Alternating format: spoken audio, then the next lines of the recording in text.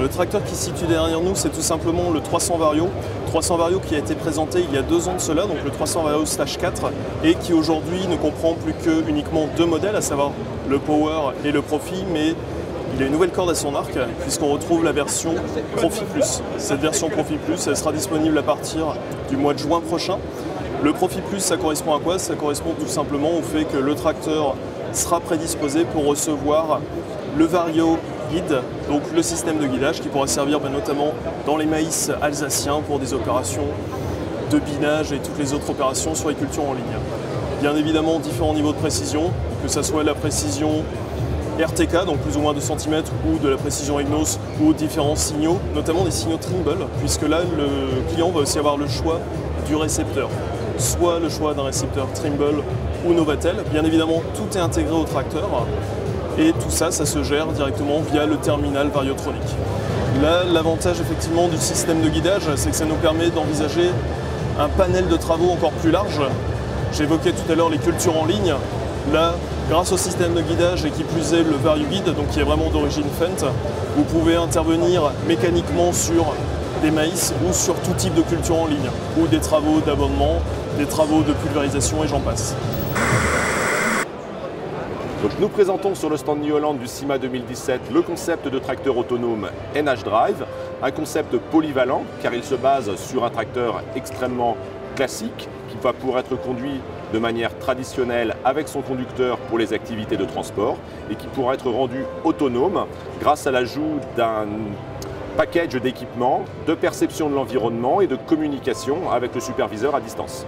On va pouvoir définir toutes les tâches possibles. Le principe de l'autonomie, c'est de préparer le travail à réaliser en amont, donc de définir la parcelle, de définir l'outil, la qualité de travail que l'on veut réaliser, les lignes de guidage, les séquences que l'on veut réaliser en fourrière pour automatiser toutes les actions du tracteur vis-à-vis de l'outil, de l'amener à la parcelle. Et là, il va réaliser ses travaux de manière identique à la programmation, avec en plus par rapport à une conduite en autoguidage un petit peu traditionnelle avec le conducteur, une capacité à percevoir son environnement direct et à détecter des obstacles. On a besoin, pour pouvoir ajouter l'autonomie à nos tracteurs, de partir d'une base qui reprend l'ensemble des technologies actuelles disponibles pour nos clients agriculteurs, de l'autoguidage RTK précis à 2 cm, de l'isobus pour communiquer avec les outils, des systèmes de séquençage en fourrière et des transmissions intelligentes qui permettent d'obtenir une vitesse cible donnée sans intervention du conducteur. Donc ces briques de technologie, elles sont nécessaires et on les connaît aujourd'hui du T6 chez nous à partir de 120 chevaux jusqu'au T8 de 400 chevaux. La nouveauté ici, c'est de remplacer la vision et la capacité de réaction du conducteur par des automatismes, des capteurs, pour assurer la sécurité du tracteur lorsqu'il est laissé seul dans la parcelle. Donc nous avons reçu pour le concept de tracteur NH-Drive le prix médaille d'argent au palmarès de l'innovation du SIMA 2017. On a déjà des tracteurs qui tournent aux États-Unis où la technologie a été développée, où la validation se poursuit. Donc on espère pouvoir avancer sur ce concept dans les 1 à 3 ans pour proposer une solution directement commercialisable. Un des piliers pour pouvoir travailler en sécurité avec un tracteur autonome, c'est d'être capable de détecter des obstacles fixes ou mobiles. Et donc nous fixons à l'avant du tracteur un ensemble de capteurs, des radars, un lidar, donc une sorte un laser qui va créer une cartographie en 3 dimensions de l'environnement direct du tracteur. De cette manière, on va pouvoir détecter des obstacles. La communication permanente établie entre le tracteur et le superviseur à distance qui peut être dans une machine à proximité ou au siège de l'exploitation va lui permettre, en visualisant les images des caméras à l'avant et à l'arrière du tracteur, de définir la bonne réaction à cet obstacle. Soit c'était un tas de paille, le tracteur continue sa route. C'était un poteau électrique oublié sur la cartographie, le tracteur va le contourner. Ou une botte de paille oubliée, auquel cas on va dire au tracteur « Attends, j'arrive ». On déplace la botte et le tracteur peut continuer sa route. Alors ce concept de tracteur autonome a eu la médaille d'argent aux Innovation Awards sur le SIMA. Et c'est un prototype qui permet une utilisation en toute autonomie, ce qui répond principalement soit à un manque de main-d'œuvre qualifiée, donc des chauffeurs, soit une demande de réduction de la pénibilité du travail. Alors c'est beaucoup plus qu'un prototype, hein, puisque la machine que vous voyez a déjà tourné plusieurs semaines aux États-Unis et est dotée de technologies totalement maîtrisées aujourd'hui. Ce véhicule est équipé de plusieurs technologies qui vont permettre de détecter les obstacles. C'est la première sécurité assurée, bien sûr. Donc on a une technologie radar, une technologie LiDAR, donc du laser, avec une mesure du temps de retour du signal lumineux pour déterminer une distance. Et on a des caméras à l'avant et à l'arrière pour permettre à l'opérateur de visualiser en permanence un éventuel obstacle. Alors si c'est un obstacle mobile, par exemple un animal, le tracteur s'arrête, puis va repartir de lui-même. Si c'est un obstacle fixe, il va envoyer une alerte sonore et visuelle à l'opérateur sur une tablette par exemple. Et là, l'opérateur pourra définir le meilleur passage possible pour contourner l'obstacle. Alors, ce qui bloque aujourd'hui toute commercialisation, c'est avant tout effectivement cette législation qui ne permet pas aujourd'hui de faire circuler des véhicules autonomes sur route. Nous, on table sur un horizon à 3 ans, ça peut être très rapide. Mais bien sûr, on ne contrôle pas la vitesse à laquelle les lois seront adaptées pour la circulation des véhicules autonomes.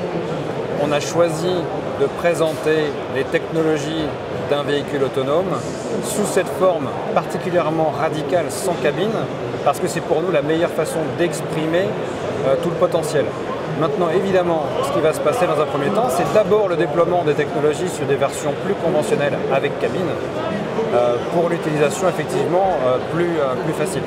Là, on est sur une hypothèse avec plutôt un profil d'une grande culture, très grandes exploitations, c'est le cas typiquement aux États-Unis, mais on sait que ces technologies vont permettre de gagner énormément en productivité et en rentabilité, ne serait-ce que du point de vue de la main-d'œuvre, mais aussi en exploitant au maximum l'efficacité en termes d'utilisation des intrants. On va pouvoir envoyer ce type de véhicule très tôt en fonction des fenêtres météo qui sont disponibles à toute heure du jour et de la nuit. On estime que même sur une exploitation de 50 hectares seulement, les gains seraient de l'ordre de 2 500 € par an.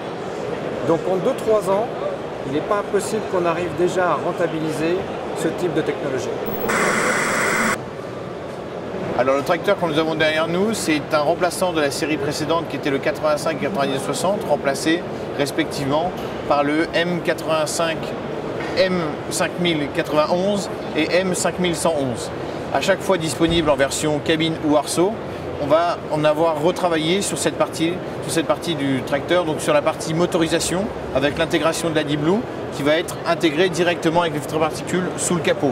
Et ensuite, là où on va gagner, c'est surtout au niveau du poste de conduite, avec un poste de conduite qui va être retravaillé en laissant une cabine 18 cm plus large, avec plus de confort et plus d'ergonomie dans la cabine, permettant également d'avoir un siège passager en option sur ce tracteur.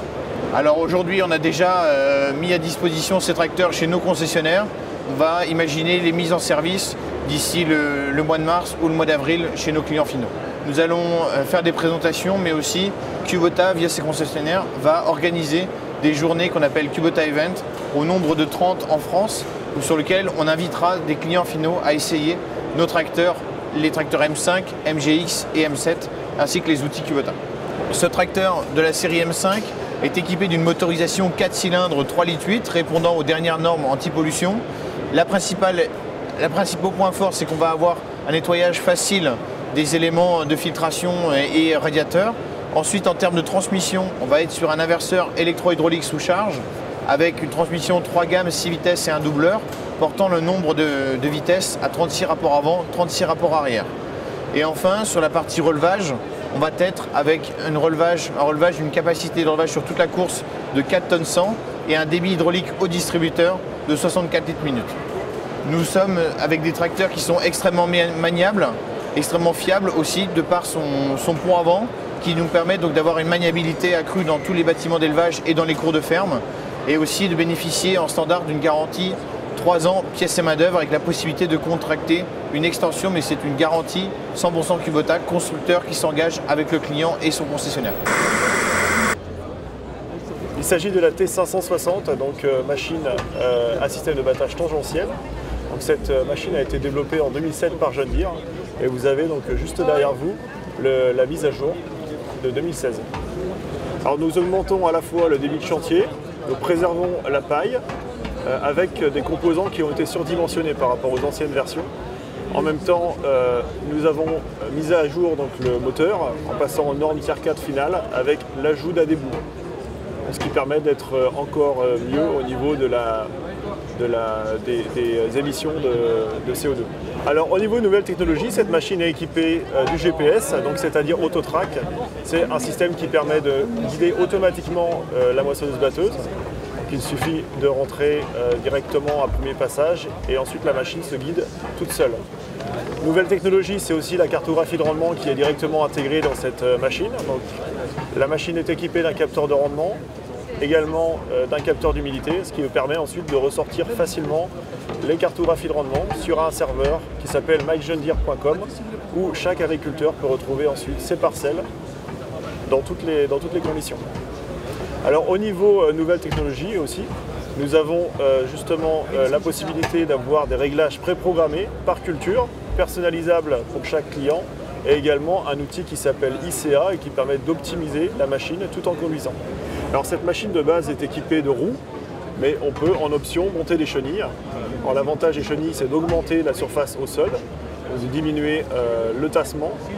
Donc c'est très intéressant pour les clients qui font des cultures simplifiées, des TCS, mais aussi la chenille nous permet d'avoir un gabarit de machine réduit, c'est-à-dire 3,3 mètres de large pour une gabarit 5 square et 3,5 mètres de large pour une gabarit 6 square, ce qui permet d'éviter d'avoir une voiture devant la machine. Nous sommes devant une coupe, nouvelle coupe, la coupe X. Nous sommes devant un modèle 625X qui fait 7,6 mètres de large. L'intérêt de cette coupe, c'est d'avoir une polyvalence entre différentes cultures. Nous pouvons par exemple passer du blé au colza dans la même journée. L'intérêt, c'est d'avoir le tablier qui va s'avancer. Donc c'est paramétrable, enregistrable sur les positions 1, 2, 3 de la coupe, c'est-à-dire des touches de pré-programmation. Et ensuite, le deuxième point qui est important, c'est lorsqu'on fait la culture de colza, nous pouvons monter ou alors démonter rapidement les 6 colzas qui sont entraînés mécaniquement. Avec cette coupe, nous avons également une possibilité de conseil de longueur de tablier. Nous rentrons la hauteur de la culture, la hauteur à laquelle on souhaite couper, et en fonction des deux paramètres, le système nous indique une longueur de tablier optimum pour avoir la meilleure alimentation possible. 650